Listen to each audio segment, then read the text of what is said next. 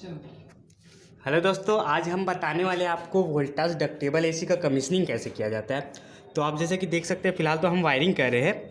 ये जो हमारा केबल है, ये कम्युनिकेशन देख सकते हैं, हाथ हटिएगा।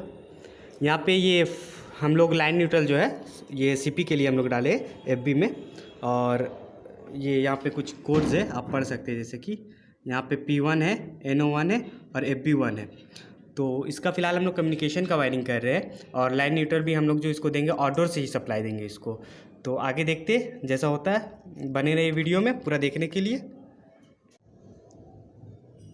हाँ तो दोस्तों, जैसा कि आप देख सकते हैं, कम्युनिकेशन का वायरिंग डन हो चुका है। यहाँ पे हमने ये, आप कंफ्यूज ना होइए, ये सेम कलर का है लेकिन इसमें नंबर सिस्टम है। यहाँ पे नंबर लिखे हुए हैं, नंबर 1, नंबर 2, नंबर 3 वायर में, तो कन्फ्यूज़न नहीं होगी।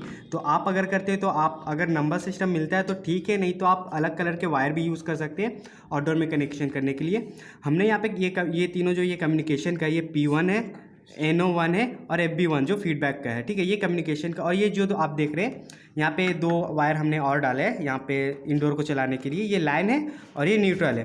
तो जैसे कि इंडोर चालू होगा, फिर ये कम्युनिकेशन से आउटडोर को सीपी सप्लाई भेजेगा, फिर आउटडोर चालू होगा। अब ये इंडोर का कनेक्शन कंप्लीट हो चुका है। अब चलते हैं हम आउटडोर पे। तो ये दोस्तों, ये रहा हमारा कम्युनिकेशन केबल, जिसको अभी हमने इंडोर पे कनेक्ट किया था। अभी आउटडोर की बारी है। आप आउटडोर देख सकते हैं, ये सिंगल कंप्रेसर आउटडोर है, जिसका भी हम कम्युनिकेशन वायरिंग और पावर वायरिंग करने वाले हैं। पावर वायरिंग के लिए 3 फेस का केबल हमारे पास पहुंचा हुआ है, इलेक्ट्रिशियन ने ये दिया है, ठीक है। ये बिल्कुल न्यू मशीन है और ये हमारे पास मैनुअल, जिसका कोई काम नहीं है हमें। तो चलिए, तो दोस्तों अब हम जा रहे हैं पावर वायरिंग करने इस डक्टेबल का। तो ये 3 फेस का केबल है जो 440 सप्लाई करता है।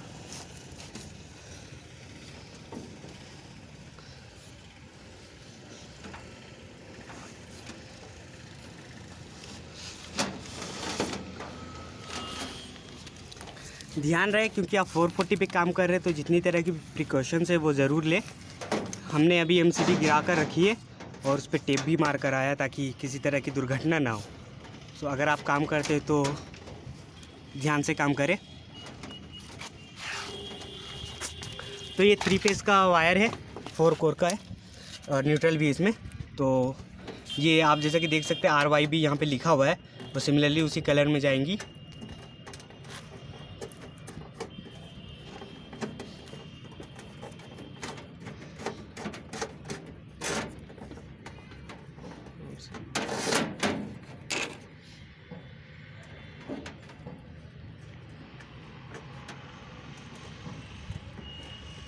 ये कर तो दिया।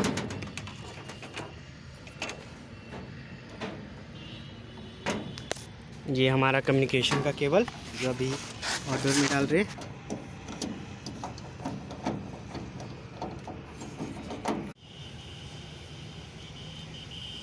तो अब हम जा रहे हैं कम्युनिकेशन का वायरिंग करने आउटडोर के लिए, ठीक है। तो ये कम्युनिकेशन केबल हो गया जो हमने इंडोर में लगाया था। ये हमारा नंबर सिस्टम है। तो याद रखिए आप, जो हमारा इंडोर में P1 था, ये हमारा आउटडोर का नंबर 8 यानी कि R में जाएगा ये, ठीक है। और जो हमारा NO1 था, ये हमारा CS में जाएगा, कंप्रेसर का स्टार्टिंग में, ठीक है। और जो हमारा FB1 था वो FB1 में जाएगा सिमिलरली। और जो लाइन न्यूट्रल है वो हम 3 फेस से सीरीज़ करके ले लेंगे एक लाइन न्यूट्रल से। ये देख सकते हैं, ये R में हमारा नंबर सिस्टम है। तो कलर में कंफ्यूज नहीं होइएगा, बस हमारा सारा कलर वायर का ब्लैक ही है, बस उसमें नंबर सिस्टम है। ये हमारा P1 चला गया R में रनिंग में। ध्यान रहे कि जब भी आप वायरिंग करें तो टाइट वायरिंग करें, ताकि अगर लूज़ होगा तो फिर शॉर्ट करने की चांसेस ज़्यादा होती है। ये हमारा NO1 CS में।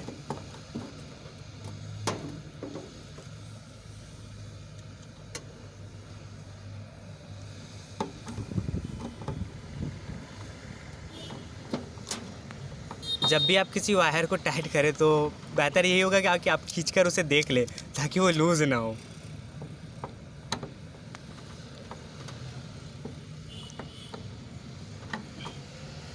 अब ये हमारा FB1 का यानी कि फीडबैक का, जो हमने इंडोर में भी फीडबैक में डाला था, ये आउटडोर में भी फीडबैक में जाएगा FB1 में।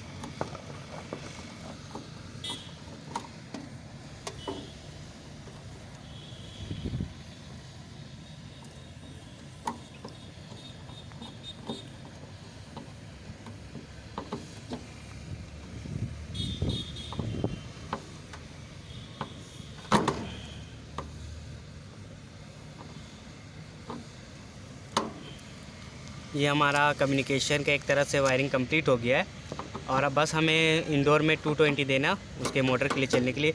तो ये 220 के लिए हमारे पास ये 2 वायर है जो हमने लाइन और न्यूट्रल में डाला था, जैसे कि हमने बताया था। ये लाइन है हमारा और ये न्यूट्रल है, ठीक है। तो ये हम 3 फेज़ के जो सप्लाई है उसी से एक से ले लेंगे वहाँ पे, क्योंकि 3 फेज़ होता है तो एक फेज़ हम किसी से भी ले लेंगे और एक न्यूट्रल दे देंगे, तो वो ईजिली चल जाएगा। तो पता चला कंप्रेसर डेड है। तो दोस्तों अब हम जा रहे हैं कमीशनिंग में। एक दूसरा प्रोसेस भी होता है कि वैक्यूमाइजेशन, और जो आप प्रेशर होल्ड करते हो उसे ठीक तरह से निकाल रहे हो, और वही अभी हम करने वाले हैं। हम अभी वैक्यूम करने वाले।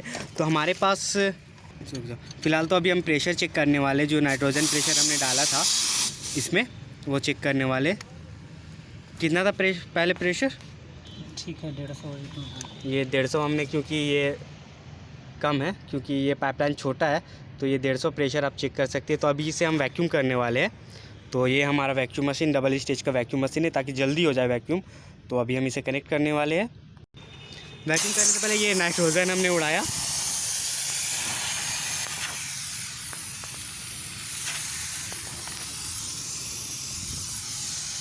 ये देखिए नाइट्रोजन प्रेशर जितने भी थे सारे उड़ रहे। वैक्यूम करते वक्त हमेशा याद रखिए कि आपको कंपाउंड गेज का ही यूज़ करना है, जिसे आप कह सकते हैं कि वो ब्लू कलर का गेज होता है सिंपल भाषा में। तो ये आपका हेड प्रेशर है, जिससे हमने अभी नाइट्रोजन टेस्ट किया कितना प्रेशर था इसमें। तो अभी हम वैक्यूम करने वाले। ध्यान रहे कि इसमें बहुत सारे एक्सीडेंट होते हैं, ताकि आप जब नाइट्रोजन प्रेशर उड़ाते हैं तो पूरा उड़ाए और वैक्यूम भी प्रॉपर करें। थोड़ा टाइम लगे ही सही, आप माइक्रोन गेज यूज़ कर सकते हैं। और जितना भी अभी यहाँ का जो हम लोगों का झारखंड का है वो 500 माइक्रोन होता है यहाँ पे। तो हर जगह का सी लेवल के हिसाब से अलग अलग होता है, तो आप उसे ही फॉलो करें माइक्रोन को, वो बेहतर होगा आपके लिए।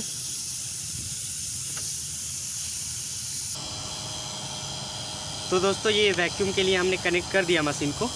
तो अब हम वैक्यूम में लगा चुके हैं मशीन, और वैक्यूम होने देते। जब तक ये वैक्यूम 500 माइक्रोन पे नहीं पहुंचाता तब तक ये दूसरा ऑर्डर भी है, हमें इन सब का भी अभी वायरिंग और कमीशनिंग करना है। तो चलते। तो दोस्तों अब वैक्यूम पूरा हो चुका है, 500 माइक्रोन पे पहुंच गए। तो अब हम वैक्यूम हटा रहे। तो याद रखें जब भी आप वैक्यूम हटाएं तो स्टार्टिंग से हटाएं, फिर वैक्यूम मशीन को बंद करें।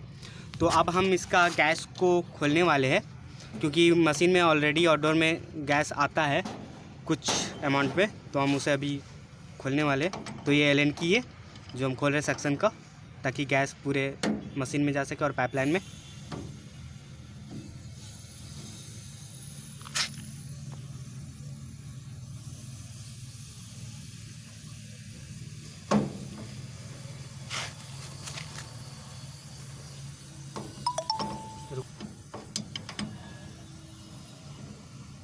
तो ये सक्शन का एलन की हमने खोल दिया है।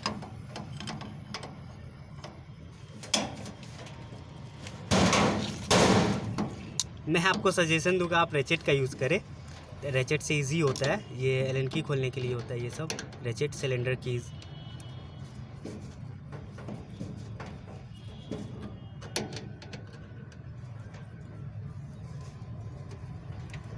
थोड़ा कंजेस्टेड जगह तो प्रॉब्लम हो रही है।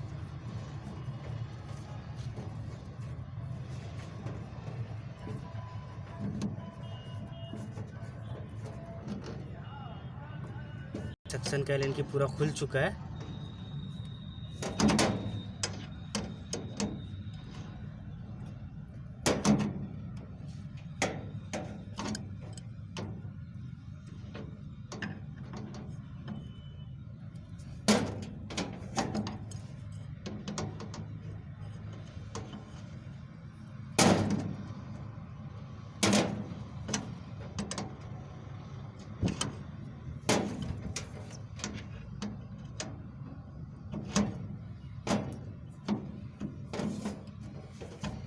बंद करना रहेगा।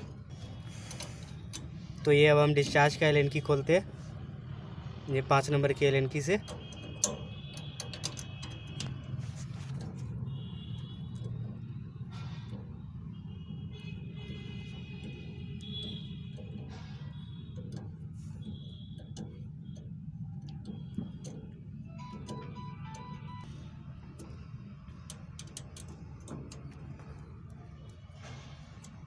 तो ये पूरी तरीके से एल की हमने खोल दिया, मतलब कि गैस अब मशीन में दौड़ रही है पूरे पाइपलाइन और इंडोर आउटडोर सिस्टम में।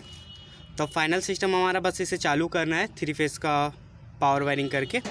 तो ये बस ये पावर वायरिंग ही बचा है और इंडोर का पावर सप्लाई, ये लाइन न्यूट्रल वाला। तो ये पावर वायरिंग अब हम करने जा रहे हैं। याद रहे आप जब भी वायरिंग करें तो वोल्टेज वगैरह मशीन चालू करने से पहले वोल्टेज वगैरह प्रॉपर चेक कर ले। बट हमारा वोल्टेज हमने चेक कर चुका ऑलरेडी ये वायर्स के थ्रू, बट फिर भी हम एक बार और चेक करेंगे मशीन में लगाने के बाद। फेस टू फेस कितना है, फेस टू न्यूट्रल कितना है, न्यूट्रल टू अर्थ कितना है।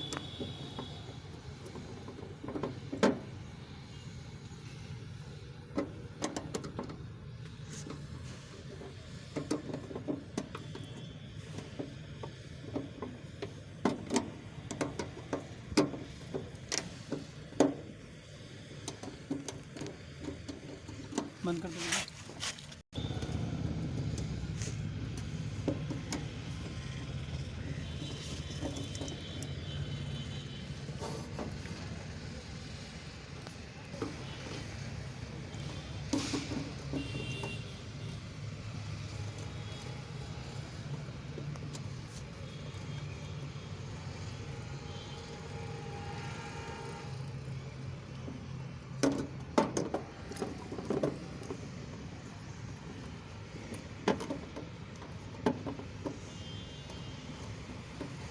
तो ये आर और वाई लग चुके हैं आउटडोर में, ये और तीसरा फेस लगने वाला है। कम्युनिकेशन का ये याद रखें कि हमने यहाँ से इंडोर के लिए हमने ये एक फेस आप देख सकते हैं, जैसे कि क्योंकि हमें 220 चाहिए था तो एक वाई, तो वाई से हमने ये निकाल दिया एक फेस ताकि हमें 220 मिल जाए। और इसका ये न्यूट्रल है जो हमें न्यूट्रल में कनेक्ट कर देंगे।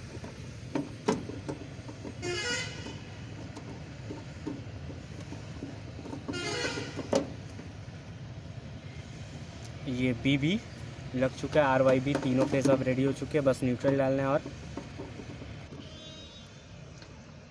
ये न्यूट्रल के लिए ताकि हमारे इंडोर में 220 पावर सप्लाई मिल चुके। ये न्यूट्रल को भी हम सीरीज़ कर रहे हैं 3 फेज़ वाले से। आप चाहे तो इंडिविजुअल भी दे सकते हैं अलग से सॉकेट दे करके, लेकिन क्योंकि हमारे पास 5 कोर का वायर था तो हमने उसे भी यूज़ कर लिया। 220 हम आउटडोर से ही दे रहे हैं।